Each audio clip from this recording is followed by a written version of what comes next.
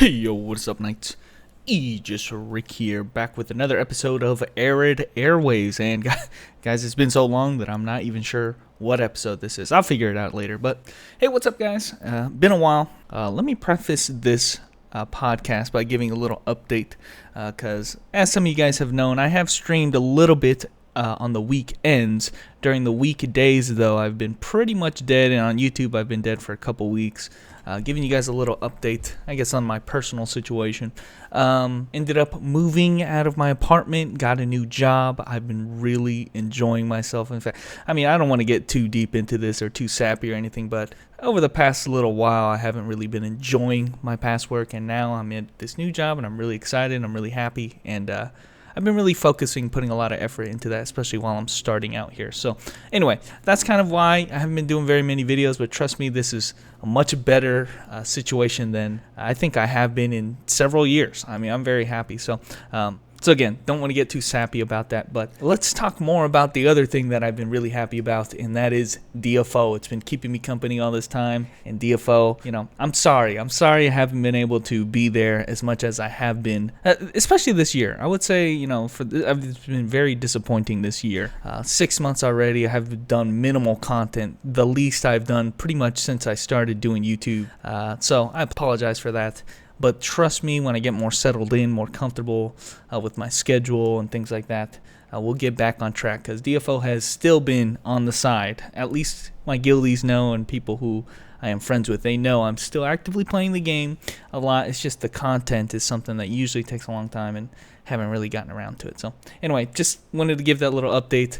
And you guys are pretty forgiving about that and supportive and all that. So yeah, let's get away from the personal stuff. Let's talk about DFO. And my normal format is to talk about current news, expected news, and then maybe some KDNF stuff. Unfortunately, there is no KDNF stuff, and in fact, we have a ton of stuff to talk about with our current server with one of the biggest updates. So just letting you know, we're going to change the format a little bit, but topics will be linked in the description below for anything you want to hear. So anyway, guys, let's start. First and foremost, guys, let's talk about current news, because this is the biggest thing that everybody's talking about now, or at least they should be excited about now. It's been quite a few months since we've had 95 cap, and we've been doing, they released Fiend Wars as a big update last time, and that's just kind of the extra progression a little bit past the Taybers content, which was kind of the end game when it first started out. It's a progression past that, and then we're getting yet another progression. This isn't really, if you don't know how DFO works, there's really two sets of gear that you have to farm.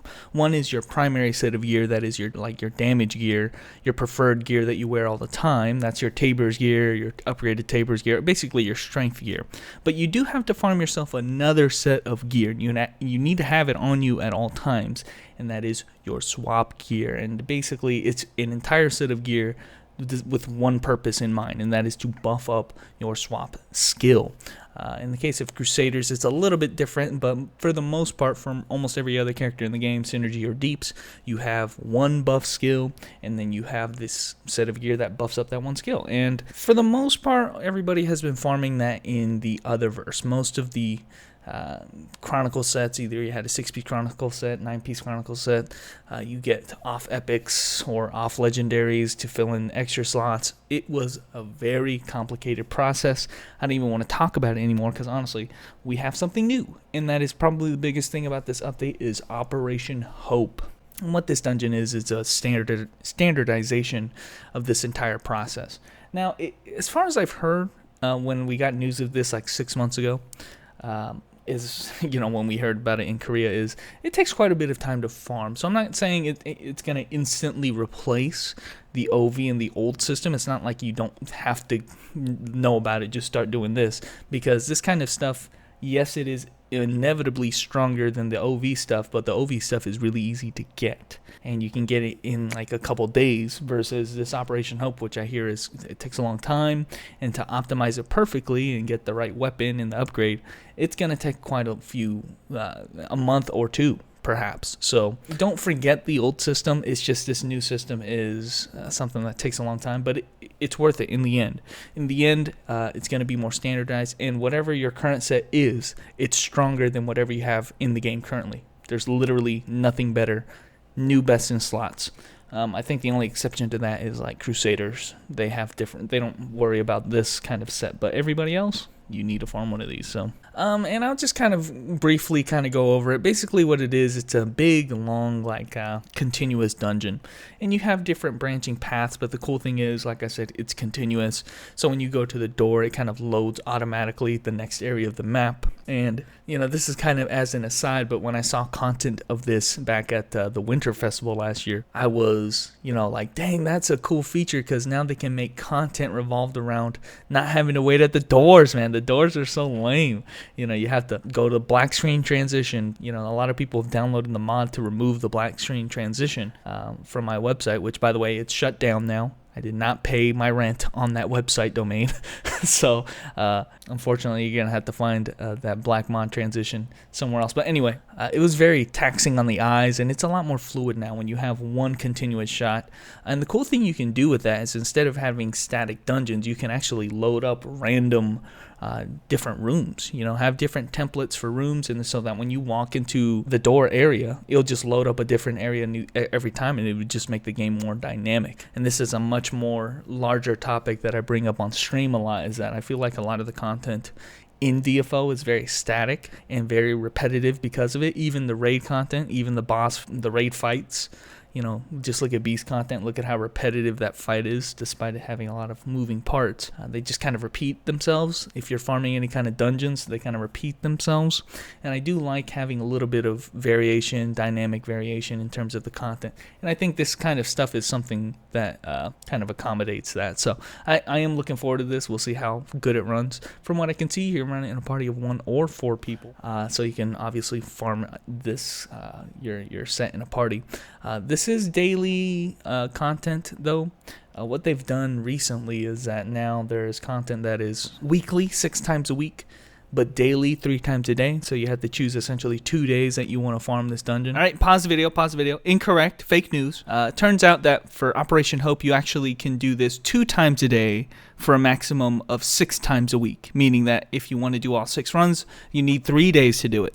I was going to compare this system to Taybers, because Taybers also has a limitation of 6 times a week, but instead the daily limitation is actually 3 times a day instead of 2. So Operation Hope is a lot more tedious to farm because of it. And this is something I want to kind of complain about with Operation Hope. It's one of my biggest gripes, and this is coming after the update. I've already experienced Operation Hope, so I can give you a little bit of insight as to my opinions on it. Dude, why the hell is there a daily limitation on this dungeon? This dungeon is really easy to do. It only takes you a few minutes. Why are they spreading it out over the course of 3 days? Okay, even 2 days, in my opinion, would be too much. You can get 6 runs done in like 15 minutes if they allowed you to just go into there all 6 times a day. Even if it were 3 times a day like it is for Taybers, I wouldn't be complaining. But dude, I had to keep signing into all of my alts all this time wasted. I feel like this is a video topic I'm gonna make for how much wasted time I'm doing for this 1 extra day. In fact, for any extra days that I have to do it when it's already gated. This is already gated content, weekly gated content. Why are they gating it again daily just to waste more time? It's annoying. I think it's kind of annoying for Taybers. It kind of makes sense because those Taybers runs can take a long time, and if you try to do all 6 of them at once, it can get repetitive. But dude, we're cutting down a Operation Hope dungeon, which is like only takes you 2 minutes at the most to farm, and we're cutting that down. We're extending it as long as you possibly can. It's getting really ridiculous, and there's no reason for it to be daily gated when it's already weekly gated. That's my opinion. Anyway, back to the regular podcast though, guys. I just wanted to give my 2 cents on that, because that's the shittiest thing about Operation Hope. Now, kind of talking about the sets themselves, because what they've done, they've kind of standardized the sets between all of the characters. Yes, the values between the sets are kind of different, depending on the class and how good the buff was before. So they're kind of balanced like that already. But generally, across the board, they're all the same for all characters. And what this is going to entail is a 9-piece set that's generated from your armor, accessories, and weapon. All of that's going to be a 9-piece set. And then you're going to have a 3-piece set from your sub-equipment. And that's kind of important, the 3-piece set effect for your sub-equipment, because in the past, we've never been able to utilize the earring slot, at least for most damage and synergy characters. We've never been able to use the earring slot to increase the potency of our buff skill. So this is kind of like we're finally able to utilize that, and it's coming in the version of a 3-piece set effect. Now the cool thing about this is that this sub-equipment set, again, that's the sub-equipment, magic stone, and your earring, is unique because there are actually 3 different versions that you can choose from that kind of accommodate whatever you need. So for instance, I mean, there are 3 different versions. Let me just kind of like in general, let's just say on the left side here you have at the maximum +3 skill levels. Okay, so you can opt to choose +3 skill levels to your buff skill. And on the far right end of the spectrum you have the option to pick only +1 skill levels. But the benefit of choosing only +1 skill level is that you get extra effects. Let's say whether it be crit damage, extra skill attack damage, extra basic attack damage. Basically you're getting an extra modifier that you aren't getting from the one that only gives you +3 to your skill level. And you might be thinking, okay, why would I want to choose that one instead of the skill levels? And the reason for that is the other means that you can increase your skill levels, okay? Because you got to remember, these buff swap gears only encompass all the regular slots of gear, your armor, accessory, sub-equip, and weapon. But there are many other ways to increase your skill levels normally. In fact, at a bare minimum, you're going to be getting +3 to your skills only from your equipment gear, meaning you need to make up 7 levels from the other pieces of gear if you're at a bare minimum. So I'm talking your title, your avatar top, any kind of plat emblems that you have, as well as your creature pet, and all of those things can increase your skill level, and that's kind of something that you can do with any of those extra gear slots. But if you don't have, like say you don't have a title, then you want to try to get to the maximum level with your equipment gear, meaning that at a maximum you actually can get +5 to your skill level based off the equipment, meaning that you only need those extra slots, again your title, your avatar, plat, and your creature. They need to make up 5 skill levels worth of your buff skill. So it's something that's just kind of min-maxing on what you have available currently on those other pieces of gear that are not the regular gear, and that's kind of what's going to determine whether or not you choose, something that gives more skill levels for your sub equipment set or less skill levels, because it's just kind of like a min-maxing thing. That should be noted if you had every single piece of gear possible in the past, like a +3 title, all 3 plat emblems, avatar top, and a creature.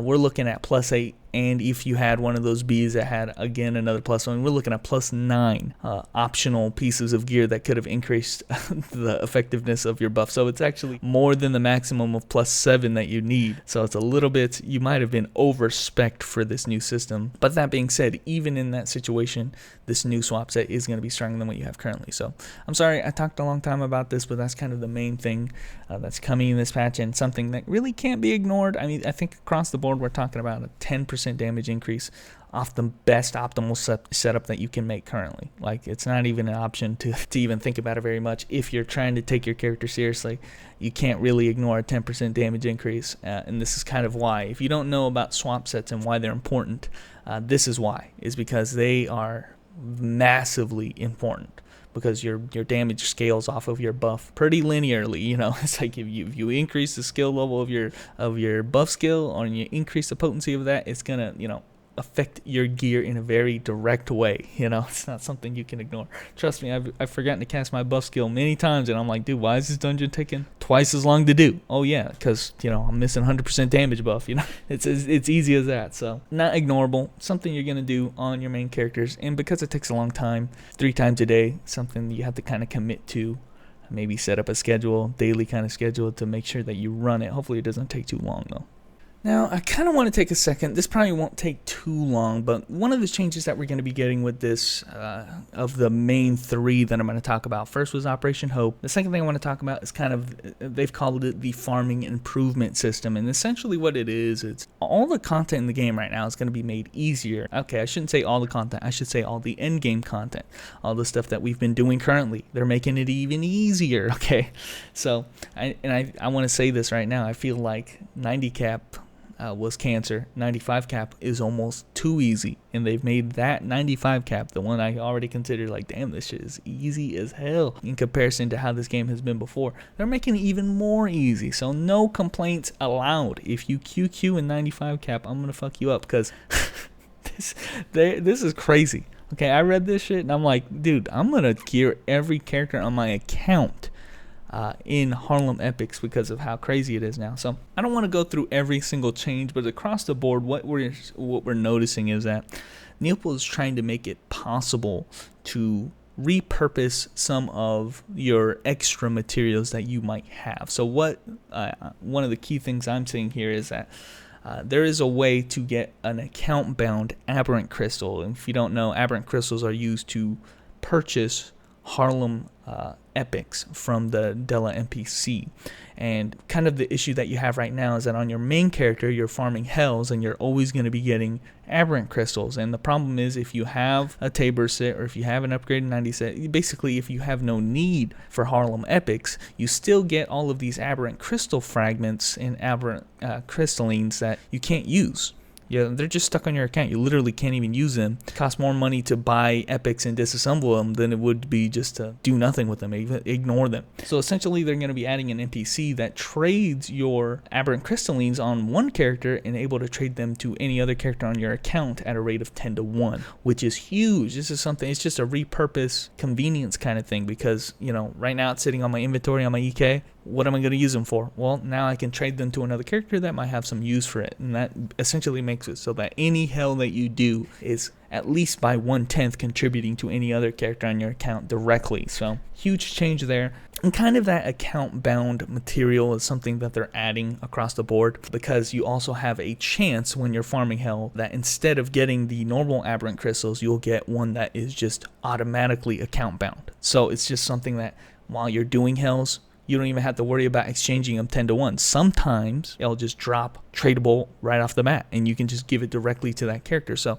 they're doing that for the aberrant crystallines. They're also doing that for the sky fragments. So if you're farming Sky Rift Hell mode, or if you're farming Celestial Rift, sometimes you're going to get a tradable sky fragment that you can give to an alt on your account. So that's pretty cool. Conversely, you can also, if you're farming Fiend Wars, you can use some of your antimatter particles to generate sky fragments. So it's kind of a way to reverse engineer the Fiend Wars. It gives another purpose to farm Fiend Wars, essentially, because if you're already graduated Fiend Wars and have everything super Taybers upgraded, what's the reason to keep doing Fiend Wars? Well, here is a reason. You can actually use your extra antimatter particles and give them to alts in the form of sky fragments. So that's an awesome change in my book. And again, like I've already said about the other two, there is going to be a tradable version of the antimatter particle as well, so you can trade them to alts as well. Improvements in terms of the actual efficiency of doing any of this content. By the way, assault mode is going to be a lot easier. You're going to be guaranteed drops, a lot more drops.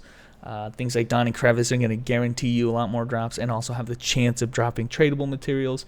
Taybers are going to be guaranteeing you more materials instead of, because currently right now every run of Taybers gives you in a party 30 sky fragments. Now it's going to give you 36. If you run solo, currently it gives 24. Now it's going to give 29. And so you're going to be getting more materials for your runs. It's just going to be more efficient. Same thing can be said about Fiend Wars, Sky Rift, Celestial Rift. Everything is going to be made a lot easier. In fact, for the Celestial Rift, essentially Sky Rift is dead. I saw a comment on one of my videos. Sky Rift is kind of dead because Celestial Rift has the option now is that sometimes you're going to get Vice to spawn, and when Vice spawns, he actually has a guaranteed chance, if an epic is to drop, it is going to be a Taybers epic. It's kind of like a improvement over the regular Sky Rift system. Currently with how Sky Rift works, you're guaranteed a level 95 epic. That could include a Harlem epic, but with the Celestial Rift, essentially this Vice appearance, you have a chance of getting Vice to appear instead of the other bosses. He will guarantee you, if an epic drops, I'm not saying he's guaranteeing you a Taybers, but if an epic drops, it will be a Taybers epic,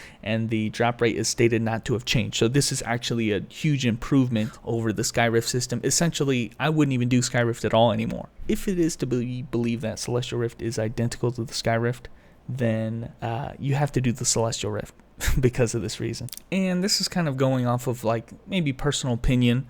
Like I said earlier, I really do believe I can manage to gear all my characters out in Harlem Epics nowadays because I'm farming so many characters through Taybers, and they have a lot of extra materials that, quite frankly, I can just start funneling towards other characters while they're doing Hells, while they're doing Taybers, Celestial Rift, whatever.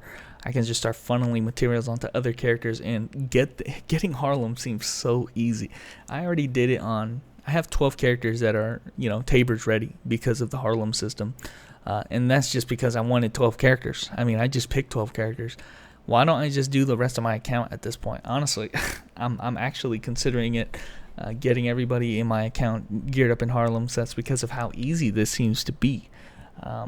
Maybe I'm just, over exaggerating how good these changes are, but at the same time, I already felt like the 95 cap Harlem farming was much easier than anything I've done in DFO for something so good. And now they're making it easier. Yeah, it's really pushing me towards gearing out every character on my account. All right, pause the video again. Okay, I want to interject and mention something here while I'm talking about gearing alts, is that the Taybers guide mode is something I kind of glossed over when I was looking at the patch notes. There's going to be basically a tier below the Taybers solo mode is the Taybers guide mode, and you can actually choose 2 characters on your account per week, kind of like the Tower of Dazzlement. You have to choose 2 characters. They're kind of locked in, but essentially once they're locked in, they can do the Taybers guide mode, and really it shouldn't be called guide mode. It should really just be called Taybers solo easy mode. It is just, it doesn't even teach you how to do it. It's just a really easy Taybers dungeon, and what it does is it really reduces your drop rate. You only get, I think, 24 sky fragments for completing it, but honestly, that's really good when we consider how much you got for doing solo mode last time. That's almost as much as you got back then before they changed it and made it easier. You get a ton, and for how easy this dungeon is, it is a steal. I think this is a really good opportunity to gear alts, especially if you don't already have a Sky Legacy weapon, okay, because that's a big damage increase, and sometimes getting a Sky Legacy is really hard to do because you have to do Taybers to get it, right, to get it guaranteed. So in terms of power scaling for what you need to have to do guide mode, guys, I finished Taybers guide mode in a character that is just in Harlem legendaries. That's all you need to do it. It's that easy. If you're any stronger than that, it's going to take you a minute. If you're in Harlem epics, 1 minute runs. If you're even higher than that, dude, don't even think about doing it. It's way too easy. So it is super easy. It's a gateway to getting yourself a Sky Legacy weapon and potentially other pieces of gear if you still don't feel like you're strong enough to do solo mode yet. So really huge change. Didn't realize how big it was, but this is a really good and big change for people trying to progress in DFO. Speaking on making gearing a little bit easier, guys, we have slight changes towards any recipes that exist in the game. Essentially, they've slightly, I'm not going to say like drastically, but slightly reduced the cost on all the recipes in the game. Essentially, that's gold cost from direct gold, Jun's blacksmith ticket, you had to buy those. There's like 2 million per. Refined terranium cost is reduced slightly, and this is kind of across the board. So if you're thinking about think about your beast accessories, upgrading into Taybers accessories, upgrading your Taybers gear into Fiend Wars, the super Tay gear, all of that kind of stuff requires gold, refined terranium, and shit that gets kind of expensive after a while. So they're reducing that across the board. And the main thing here, and Harlem gear as well. Those cost like gold cube fragments and stuff like that. That's going to be reduced. But the weird thing that I haven't really wrapped my head around completely myself as to the reason why they wanted to do it is the power essence. And I talked a little bit about this before, but essentially what the power essence is, it is replacing the epic soul material in recipes. So like I said, the Taybers accessories currently they take 17 epic souls to upgrade into a Taybers accessory, and instead of taking those 17 epic souls, they're going to take 17 of this power essence. Now the only difference, really there is no difference in the recipe. You might think, oh shit, we can farm these power essence. No, you can't farm them. You need to buy them from the NPC.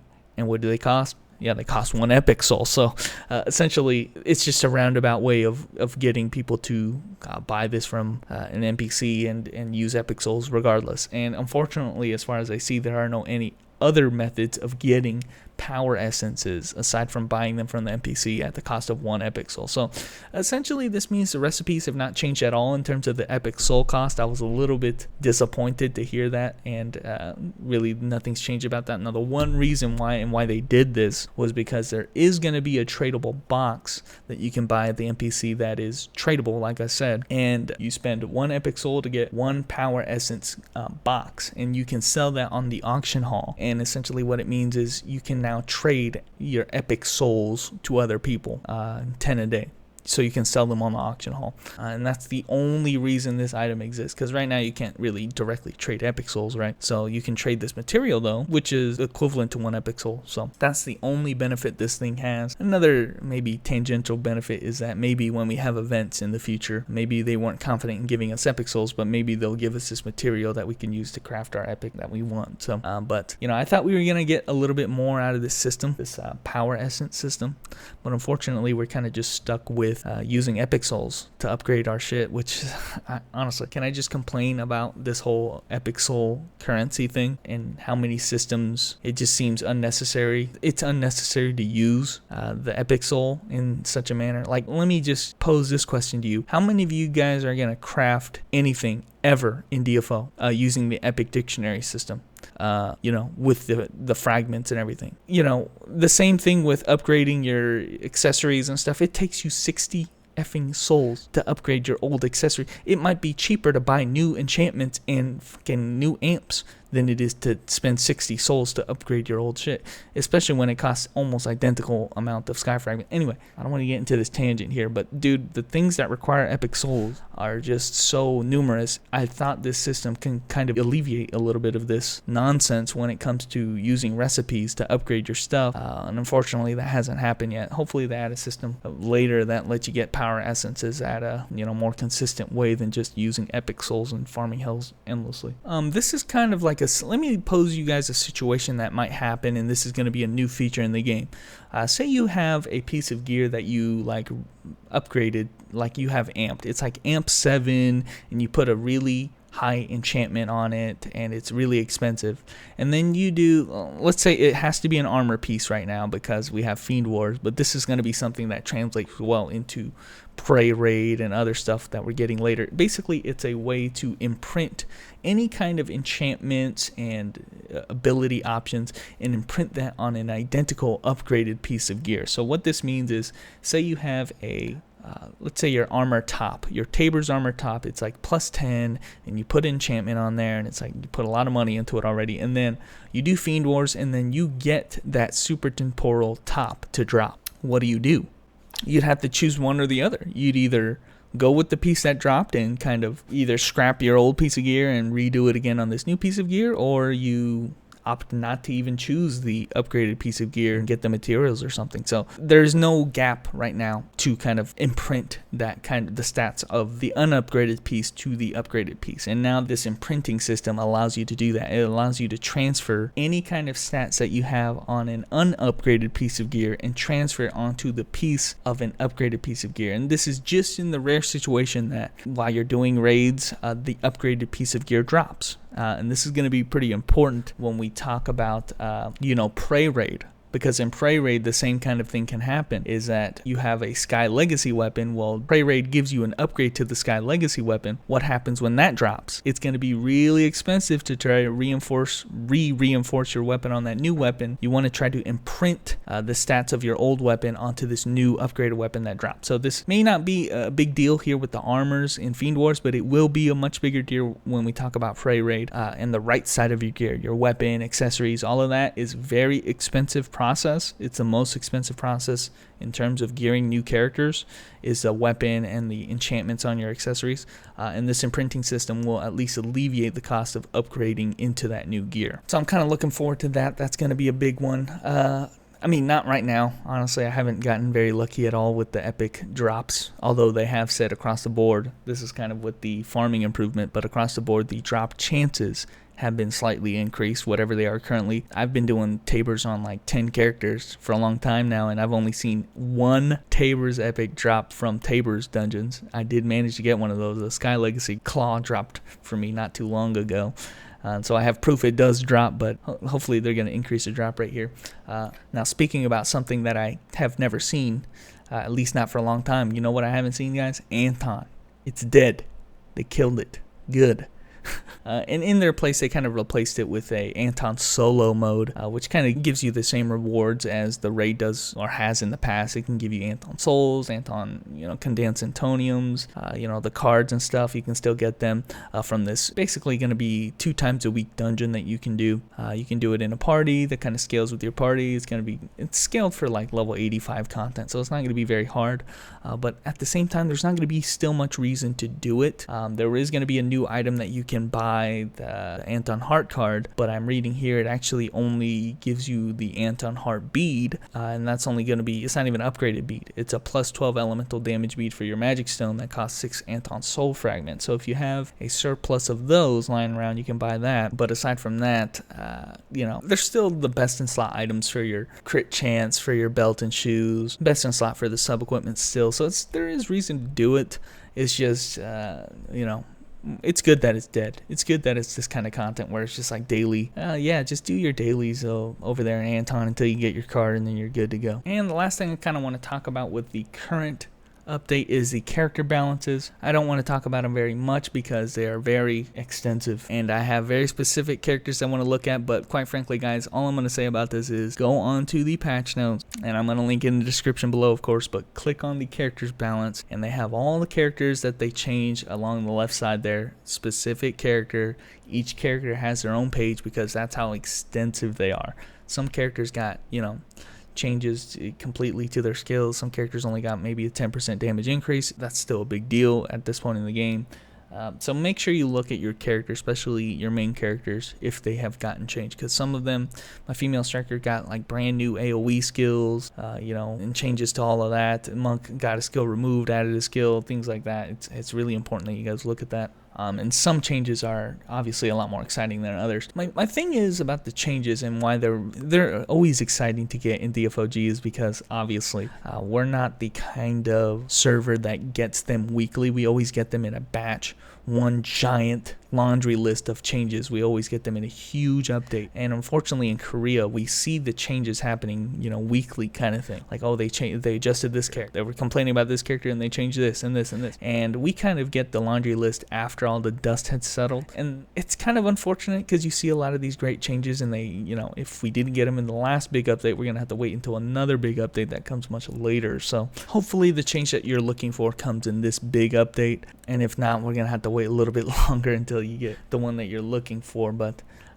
speaking a little bit as I end here on my last topic, speaking a very little bit about the new classes, because I talk about future content quite a bit, just looking ahead a little bit. It's kind of the thing about DFOG is that we have the lens we can always look at, the KDNF, to see what we're going to be getting. And one thing we're going to be getting, and not in this patch, it's going to be coming in the next patch. This is like part 1.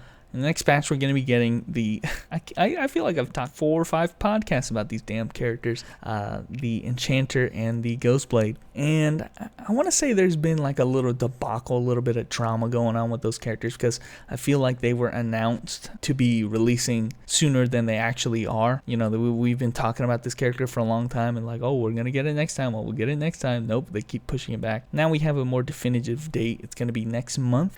And quite frankly, I know that they've been pushing this schedule back because usually when it comes to new content, we're talking Winter Festivals, how long we've known about this character. We're getting close to the 7th month of the year, and we've known about this class since December. So we're a little bit behind schedule in terms of the normal update schedule of things. We're almost on the 7th month. Usually we're at the very most 6 months behind the KDNF stuff. So they're releasing it maybe a little bit slower than expected, but the problem with them doing this is in the meantime, in that time up leading to when they were going to release these characters, we have had an issue where they have been releasing best in slot gear in the meantime. We've had the best in slot pet before our current package, and now our current package actually sells, current anymore, it just ran out, but it sold the best in slot title. And the characters that we could have put them on do not exist yet. And when they do exist, what are you going to do? You're already behind a little bit. And some people, they were looking that far ahead and they pre-made, their female mage and their male slayer, they pre-made these characters. and dumped all this kind of exclusive gear, the pads and the title. They've dumped it preemptively, but some characters such as myself have been waiting for these characters and waiting for any events that come out with these characters, so it's kind of like there's a little bit of remorse there. If you really cared about the character enough, was it worth waiting for them for whatever events that opening character creation events, was it worth waiting? For my paladin's case, I didn't miss out on very much, but in this case, maybe they're gonna give out some Taybers sets, maybe they're gonna give a Sky Legacy weapon. Is it worth waiting that time? Maybe not, honestly, because you're still missing out on the title and the creature if you're waiting for these characters to get released first. I mean, this is kind of trying to plan in the future, for something you don't know. We're gonna look back at this like, yeah, I should have, these events suck. I should have just made this character before and not missed out on these pets. Maybe when these characters get released, they re-release some of this older stuff, and so you don't feel that remorse of not getting it before. But who knows with that situation? It just kind of sucks for some people who are trying to really gear this character out, or both of the characters, and